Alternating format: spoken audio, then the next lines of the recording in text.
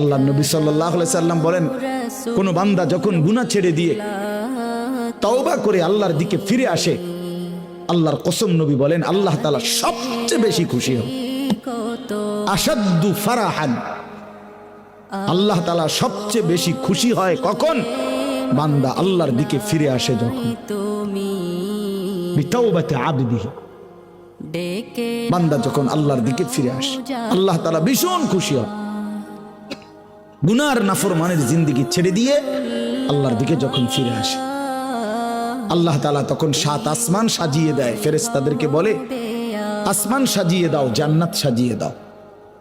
ফেরেশতারা 7 আসমান জান্নাত সাজাইয়া ফেরেশতারা জিজ্ঞেস করে, মাওলা আসমান কেন সাজাইলেন, জান্নাত কেন সাজাইলেন?